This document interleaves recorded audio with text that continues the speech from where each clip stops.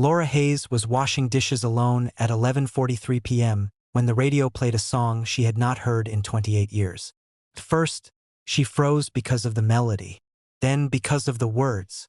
It was the song Michael Carter wrote for her when they were young, the song no one else was supposed to know. Michael had died in a car accident 28 years ago. At least that was what everyone told her. Laura turned the water off. The plate slipped from her hands and cracked in the sink. Then the radio host came back on the air and said, "That song was requested by a man looking for Laura Bennett. He says if she is listening, she will know this was always their song."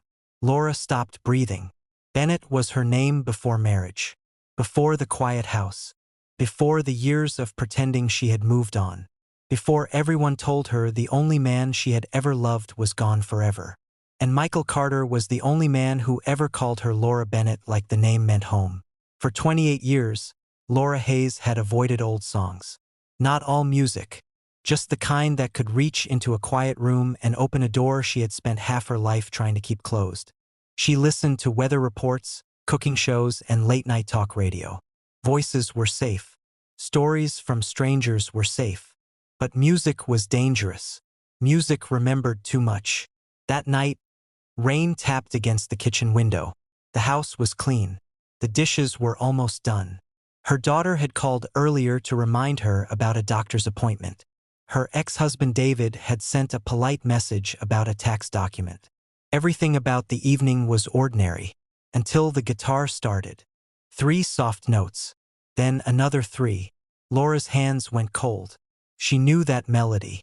She had first heard it in the back room of a small music store in Nashville, when she was 28 and Michael Carter was still just a boy with a guitar, a crooked smile, and too many dreams for one lifetime. He had written the song on a rainy Sunday. Laura was sitting on the floor, reading a magazine while Michael tried to fix a broken amplifier. He kept getting distracted, humming little pieces of a tune. "What is that?" she had asked. Michael looked embarrassed. "Nothing yet. It sounds sad." He smiled at her. "Only because you haven't heard the good part." That night, he played it for her on the porch of her mother's house. The song had no official title. Michael called it Laura's Light, because he said she looked like the last warm window on a dark road. No one else ever heard the full version. Not her mother, not David, not even Michael's band. It belonged to them. And now, 28 years after his funeral, it was playing on the radio. Laura reached for the counter to steady herself. The singer's voice was not Michael's. It was older, rougher, lower. But the words were his. "I kept your name inside the rain. I kept your light inside the song. And if the road takes me too far, I'll still come back where I belong." Laura covered her mouth. She had not cried for Michael in years. At least, not the kind of crying people could see. After the accident, she had cried until there was nothing left in her but silence. Then she married David because he was kind, steady, and alive. She raised a daughter. She worked at the library. She smiled at birthdays and made casseroles for neighbors. She became the kind of woman people called strong because they had not seen what strength had cost her. The song ended. For 3 seconds, the kitchen was silent except for the rain. Then the radio host spoke. "You're listening to Midnight Roads with Ray Collins. That last song came in as a special request tonight. The man who sent it said the song was written many years ago for a woman named Laura Bennett. He asked me to say one thing on air." Laura's fingers tightened around the edge of the sink. Ray paused, as if he knew the next words mattered. He says, "Laura, if you're out there, I never stopped looking for the girl with the yellow scarf." The room tilted. The yellow scarf. Laura still had it, folded in a box at the back of her closet. Michael had bought it for her at a gas station on the way to Memphis. It was cheap and too bright, but he wrapped it around her neck and said, "Now I'll never lose you in a crowd." She had worn it the night before he disappeared. The night before the accident. The night before David came to her door and told her Michael was gone. Laura turned the radio louder.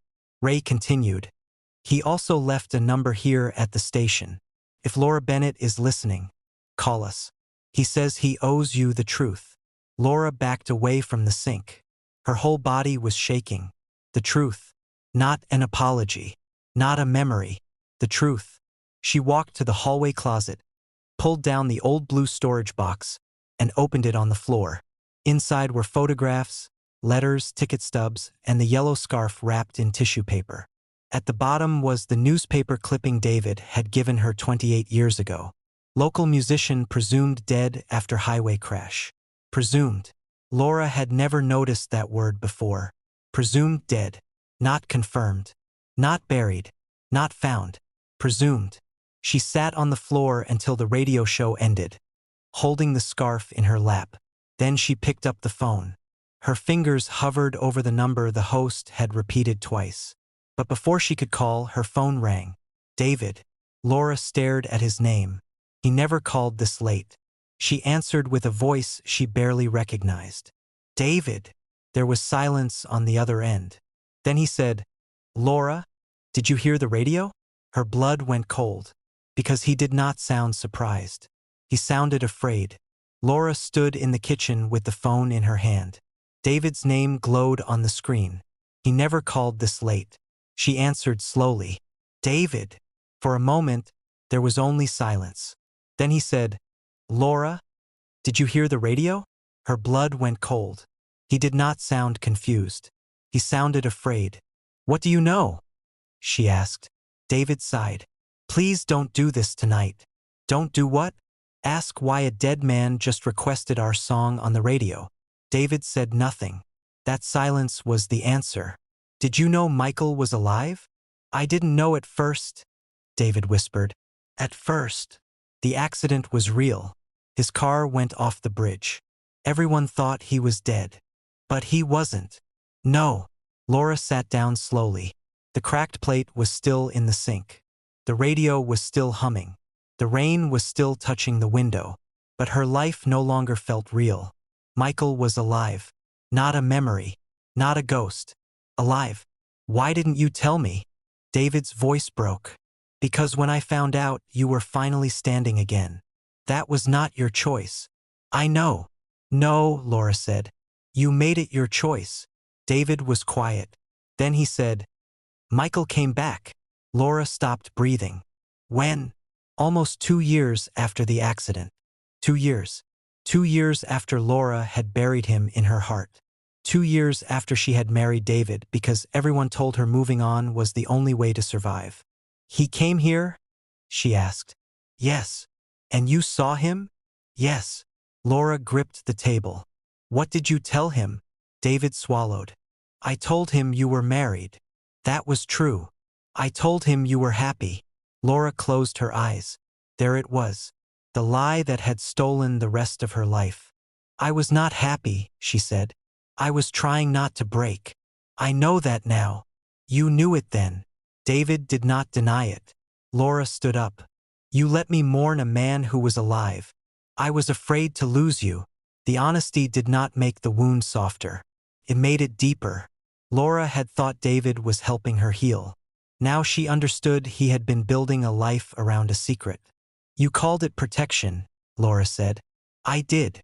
No. You were protecting the life you wanted with me. She ended the call.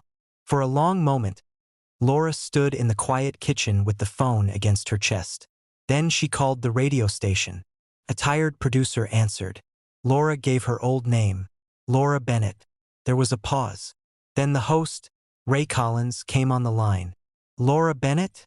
He asked gently. I haven't used that name in years. He said you might say that. Where is he? Ray hesitated. He left a message first. Laura closed her eyes. Ray read slowly. Tell Laura I do not expect forgiveness. Tell her I only wanted her to hear the song once while I still had the courage. Tell her I was alive, but not whole. And when I finally came back, I was told she had chosen another life. Laura covered her mouth. Alive, but not whole? The accident hurt his memory, Ray said. He lost names, places, pieces of time. But the song came back before almost anything else. Laura began to cry. Michael had forgotten parts of his own life, but some part of him had remembered her. He lives in Ashford, Ray said. About 2 hours away. He teaches guitar at a community music center. Laura wiped her face. Does he know I called? Not yet. Tell him, she began. But there were too many things. I thought you were dead. I waited. I loved you. I never forgot. So she said the only thing she could say. Tell him I heard the song. The next morning, Laura drove to David's house before sunrise. He opened the door looking tired. Some truths should make a person tired. Laura held up the newspaper clipping. Presumed dead, she said. David looked down. I should have told you. Yes. I loved you. Laura nodded sadly. I know. That is what makes it worse. His eyes filled. I'm sorry. I believe you, she said. But sorry does not give me back the choice you took. David had no answer. Laura turned to leave. Are you going to see him? He asked. She stopped at the walkway. The morning sky was pale. I don't know, she said. But when she got into her car, she already knew. She was going to Ashford. She was going to find Michael Carter. And this time, no one else would decide what truth she was allowed to hear. Ashford was quiet when Laura arrived. She parked across from the community music center and sat in the car for several minutes, unable to move. For 28 years, Michael Carter had been dead in her heart. Now he was behind that door, alive, changed, waiting. Laura stepped inside. From the hallway, she heard someone playing guitar. The melody was soft and familiar. Not the whole song, just a few notes. Her song. She followed the sound. At the end of the hall, a man sat near the window with a guitar in his hands. His hair was gray now. His face was older. A thin scar crossed his temple. One hand moved slower than the other. But when he looked up, Laura knew him. Michael stood carefully. For a moment, neither of them spoke. Then he whispered, Laura Bennett, her old name, the name he had carried back from the wreckage of his memory. Laura's eyes filled with tears. Michael Carter. He looked at her like he was afraid to blink. You heard the song. I did. I wasn't sure you would. I almost didn't believe it was real. Michael lowered his eyes. Some days I didn't either. They sat across from each other in the small music room. Guitars hung on the walls. Children's drawings were taped near the window. The room smelled like wood, paper, and old coffee. Michael told her about the accident, the rain, the bridge, the hospital, the months when he could not remember his own name. But the song came back, he said, before your face, before the town, before almost everything. Laura wiped her tears. When did you remember me? Slowly, he said. First the yellow scarf, then your laugh, then your name. I kept saying Bennett because I was scared I would lose it again. Laura covered her mouth. I thought you were dead. Michael closed his eyes. And I thought you chose another life. David told you that. Michael nodded. He said you were married. He said you were happy. He said coming back would only hurt you. Laura looked down. I wasn't happy. I was surviving. Silence filled the room. Not empty silence. Heavy silence. The kind that carries all the years two people lost. Michael reached for an old cassette tape. This is the first recording, he said. The one I made for you. He put it into a small tape player. Static filled the room. Then a younger Michael began to sing. His voice was nervous, warm, and alive. Laura cried quietly. Michael sat beside her. Not too close, not too far. When the song ended, Laura whispered, I don't know what we are now. Michael nodded. I don't either. I can't become the girl I was. I don't want you to, he said. I spent too many years looking for a memory. I would rather know the woman sitting here now. Laura smiled through tears. She is complicated. So am I. She is scared. So am I. She may need time. Michael looked at the guitar in his hands. I waited 28 years to play you that song. I can wait for coffee. For the first time that day, Laura laughed softly. Later, he walked her to the door. The evening light was warm over Ashford. Will you come back? Michael asked. Laura thought about the cracked plate in her sink, David's lie, the yellow scarf in her closet, and the song that had somehow survived everything. Then she said, "Yes." Michael's eyes filled with tears. "For the truth?" he asked. Laura smiled. "For the next verse." If this story touched your heart, subscribe for more emotional stories like this.